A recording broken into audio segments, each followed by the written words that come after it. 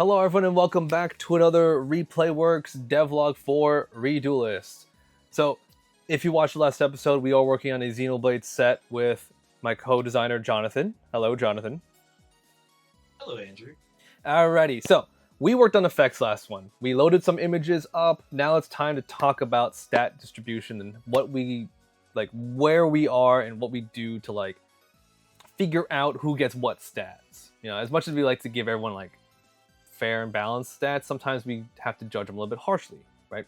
Now, in this case, on the screen right now, in my crappy little handwriting, we have the stat distributions based off the sea levels. Now, what I did was, at the beginning of the dev process, I kind of set up where, okay, sea level 1s, the maximum stats they're going to have at a baseline value is going to be 5. CL2, gets 6 in total, and then we make a jump from CL3 to 8, 4 gets 9, and then we make another jump from 5 to get 11. This way, what happens is that it's not a linear progression in sense of that, if we just went one stat increase for every sea level, then you would find that maybe level 2s are probably just better overall than level 3s, right? I wanted to make it where level 3s feel like there's a jump, there's a strength boost beyond what level 2s can do, and then level 5, since it's the highest detriment to the field essentially, because they're going to take up more than half of your limit on the field, they're going to get another jump again because they're at that point they're the apex. They should be respected on that sense. So, with that being said, this is based off of the vanilla stats. So if they have no effects at all, and what I also have is that for level 4s and level 5s, there's going to be some SP needed to normal deploy them.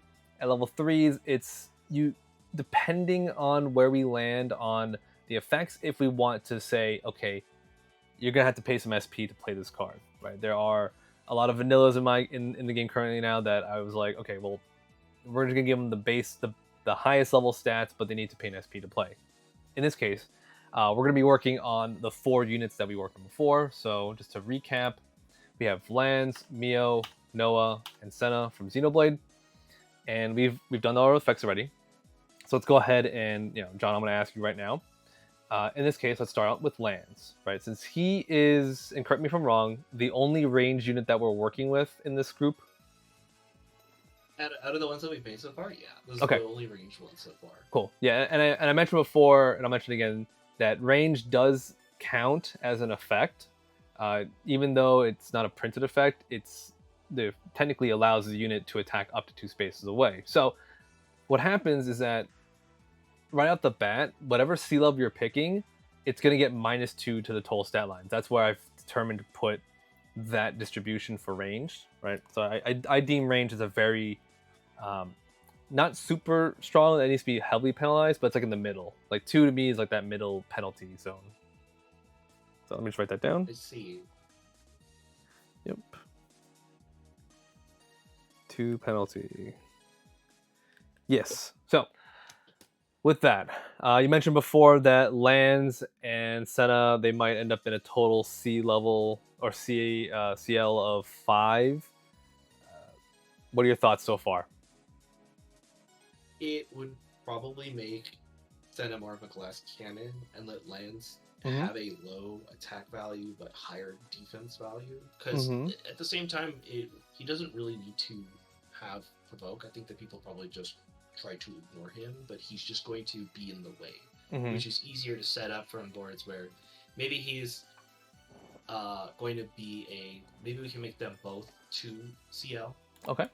And in that case, if we have 6 to start with, I know that Lance is immediately going to have -2 to that, so that might be too low in that case. Right. Would you agree with that? Yeah, I would. And let's bring up a comparison piece, right? So when we let's look at Gozuki or Mezuki, whichever one I find first, right? So these guys, this guy, Mezuki, right? So we have 6 off the bat, and he has a partner call and an affinity bonus. To me, again, these are conditional effects. If you don't have either of those, he's a functional vanilla, right? So that's where he ends up just getting 6 off the bat.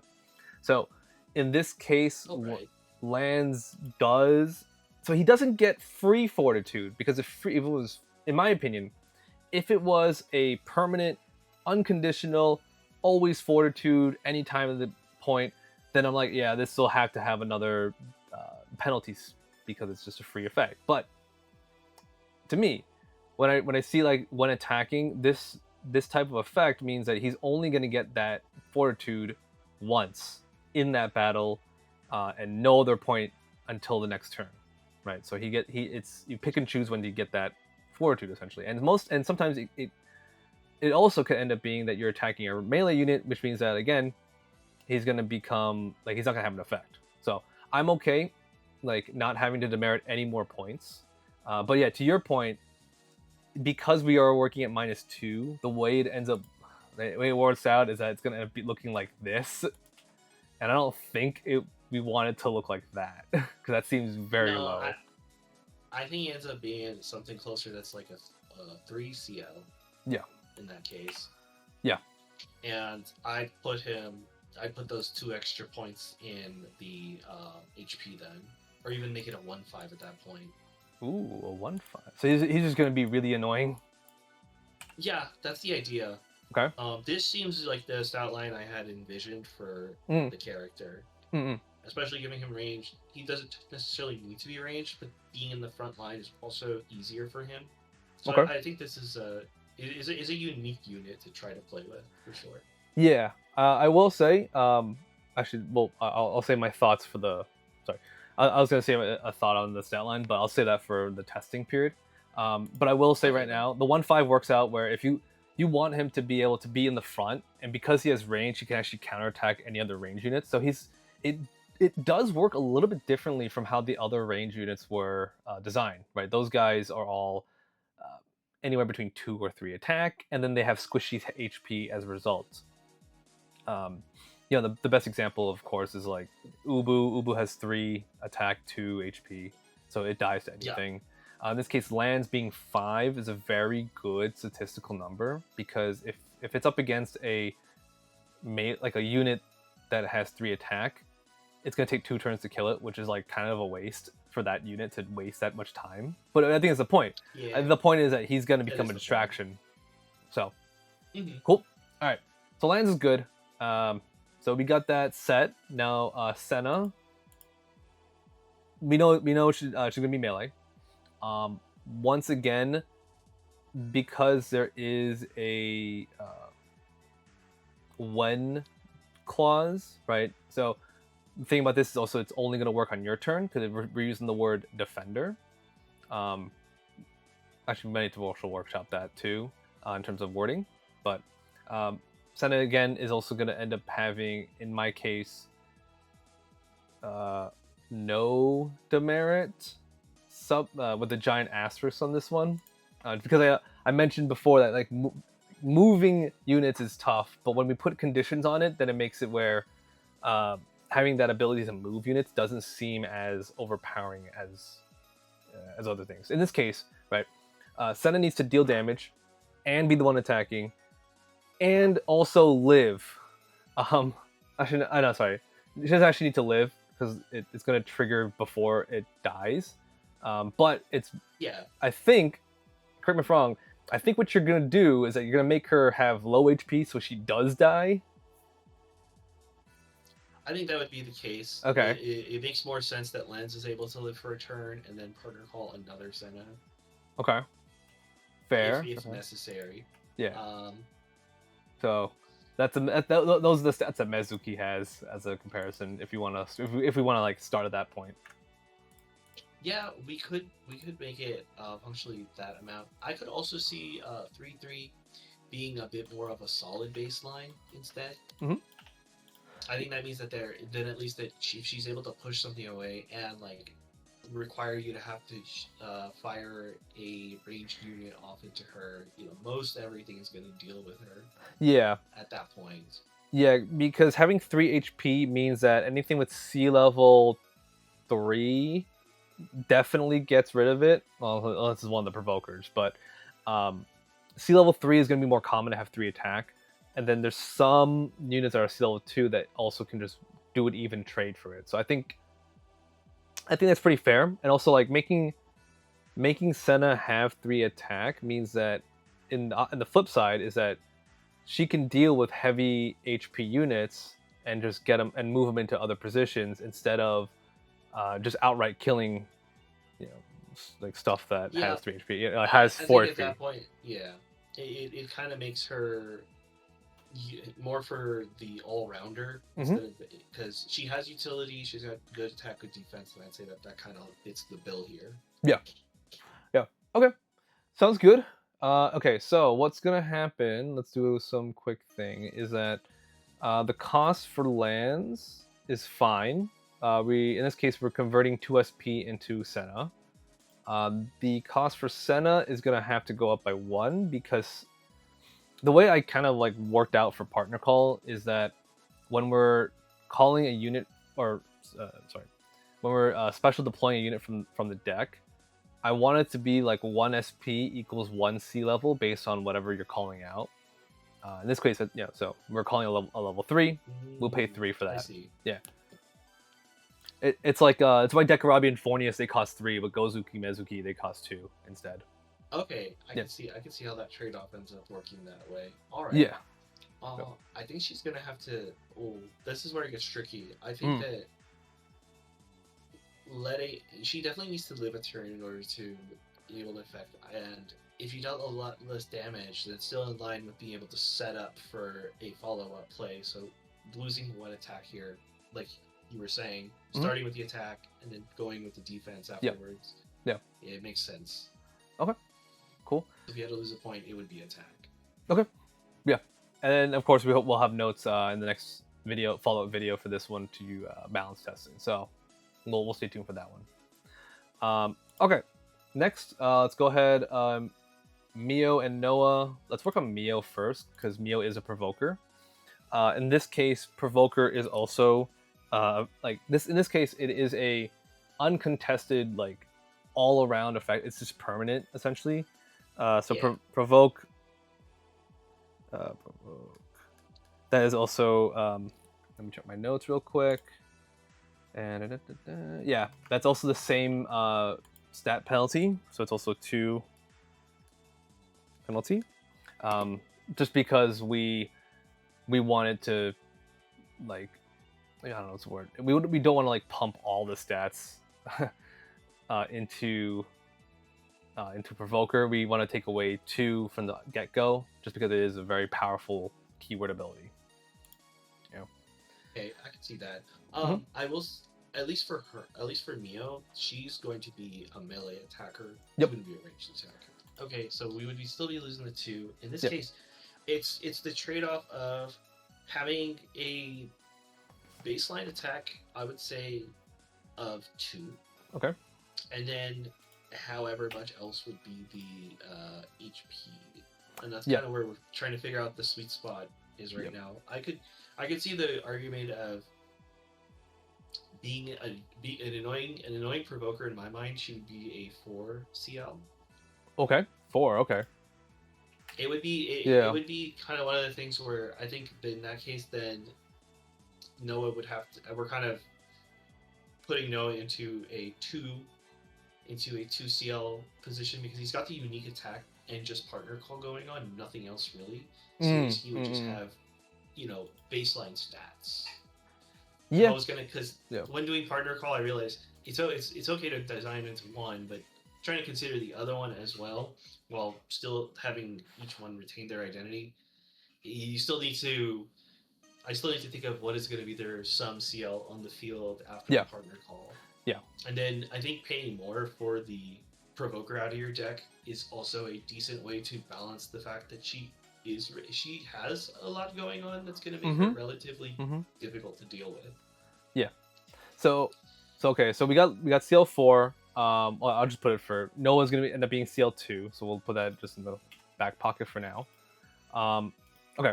So yeah, for provokers, I generally don't want to give them more than 2 attack, just as like a baseline rule. There's an asterisk on that one because actually in OG Duelyst, what happened was that there was a 5/4 provoker that never saw play because he just died to everything. So Anecdotally, I've seen high HP provokers, and we can do them. It's just that most times they're gonna have like crap ass HP and just die and stuff. So that's like a whole separate thing. That makes a lot of sense. Yeah. Mm-hmm. Yeah. So so we're looking at here. It's going to be 7. So a 2/5 is, I think, where she's gonna lay at this point. So here's where the asterisk comes in now. 2/5 would be where we would stop if we didn't have that third ability. Yeah. So this ability is, it's technically new to us, because we've never used this type of effect where it doesn't take damage unconditionally. Like I've had effects where, like as a bigger payoff, like you wouldn't take damage from units. But in this case, this is technically, it's a free effect. It's once per turn. It's gonna absorb a hit from anyone, and then she's gonna be able to deal 2 damage back to whatever is attacking her, right? Yeah. So when we consider that, right, basically what we see is that in Duelyst it was called the force field. That was the keyword they used for that exact thing. In this case, Mio does technically get that force field to prevent an entire damage. So I do lean on it being also right now. I'm gonna go ahead and say that I'm gonna put it as a medium penalty, because if it was on either turn, then I would be like, that's a heavy penalty, because then it'll be triggering like, okay, she'll get a free attack on whatever she wants every turn, which was the case in OG Duelyst. But because we have the when attacked, which can only happen on your opponent's turn, it's technically conditional. So it's only going to trigger on their turn once, and they get to choose which one they're going to attack with first. Like it could be a one attack pixie shot, and that'll fade the force field, which is how they're going to have to play around it. So that's why I'm advocating for like this type of effect to be medium penalty, right? So with it being medium, we're going to end up having a 2/3 set line, or because I think 1/4 also might be there if you want, but we already have lands that has 1 attack. So if we end up going for 1/4, Mio ends up having a very similar stat line to lands, but without the I think between 4 and 5 there's a numerical jump, because most of our stuff is designed around 2 attack. I think having 3 attack makes it where, 1, Mio cannot just die to a stray Agi or Gobak, where it just deals 2 damage incidentally, because there are a lot of cards that are currently designed that deal 2 damage as effect damage. So having that 3rd HP makes her out of range from that kill. And then I think that kind of works out, because if you look at it from another like a numerical standpoint, is that she'll most likely absorb a 2 attack hit, and then get hit by a 3 attacker, which makes sense. That's a total of 5. Yes. I think that's where we kind of end up. We're in a better spot by making her 3 HP. That's where my process is. Thanks for putting it that way, because I can also see it to where if you don't have the ranged attacker, she does get to put 4 damage on your opponent's turn. Yeah. Which does make her pretty threatening in that case. Yeah, and that's not unlike Quetzalcoatl, right? Quetzalcoatl is I'm bringing it up also. I believe it's a 2/5. It's 2/5, yeah, for 4. It's has no other abilities. Where are you? Yeah. Quetzalcoatl, it functionally, it'll have very similar role to Mio. Mio gets the bonuses of having a partner call card that calls it out, and her also having partner call in general. But Mio in this case has a different role, because it forces your opponent to do a correct attack sequence on that turn. Otherwise, they're fading it. They're not gonna kill Mio, basically. So I think we'll leave it at that. I'm convinced. Absolutely. Yeah. Okay, cool. And then last but not least, we have Noah. So right off the bat, Noah, because Noah calls out Mio, that's gonna be 4 SP. Yep. So with this effect, when attacking, where he would not receive damage during this battle, is another protection effect. Since it's conditional, we're looking at. Would you say that this would, in this case, because I get to control when it's happening to a lesser effect? Would you consider this also a medium penalty, or would this be more of something of a low penalty because it has the conditionals of where you can attack from for the trigger? Yeah, because in my mind, this is similar to how Izanagi gets +2 attack when attacking when directly from the front. Yeah, I would put this in a low penalty because of exactly what you just said. It's conditional depending on where it is on the board. What's most likely going to happen is that either your opponent will not put anything left or right to Noah and then end their turn. Most likely. But that does mean that if you do force them to put something left or right, it gets that advantage. But just like Izanagi, if your opponent plays around it, it doesn't do anything, hard air quotes. Yes. But in this case, what we've done is that the packages are meant to disrupt or distract your opponent, or move them around. Like Senna can move it into position for Noah to go ahead and get free punch in. It does require setup, and I'm okay putting it at low penalty, so -1, just because of those reasons. You know, if it was like unconditional, doesn't matter what side he's attacking from, then yeah, I think you would be right, medium penalty in that case. But you know, right now, perfectly okay, -1. All right. Yeah. Now for the hard part. Yeah, the stats. Is this a 3-2 or is it a 2-3? I think 3-2 in this case because he has the protection effect on the attack. He wants to be. I think he's going to be aggressive. This seems good. Yeah, and 2 HP, like we mentioned in the case of Mio, is that 2 HP means that you do get hit by most effect damage in the game, which I think is fine in this sense because Noah gets to go to your SP zone, and all it takes is 1 charge at the beginning of your next turn for Mio can call him back out. Call him. Yeah. And she's only really interested in trying to interact with your opponent during their turn, so she ends up being a really good baseline for Noah to come out continuously. Yep. Yeah, and I think Noah having 3 is a good threshold number, just because 3 can hit some of the like heavier odded, the odd statted numbers in that sense, where Noah actually could probably trade up to like any, like you see, like there's a lot of and I'll pull up an example. We have examples of level 3 units that have 3 HP, right? So Pavardi's a range one. Let's see, we got, oh yeah, Lilium's another one. And where's Power? Power. Oh, yeah, Orthus. Yeah, you know, so the 4-3 stat line is very prevalent right now. Being able to hit that 3 does work in Noah's favor to actually like put it becomes a threat at that point, because with either being forced to put something next to him or you moving something next to him means that you get to set up a free kill with him, which I think is also very like, it's a very like good reward in that sense. All right. Cool. All right. I'm pretty satisfied with all of the CL and stat lines that we've created for these 4 units. All right. So we've done effects. We have done the stat lines. What we're going to do in the next video is we're going to talk about what we're going to look for in testing. What's our mentality? What are some of our current design notes?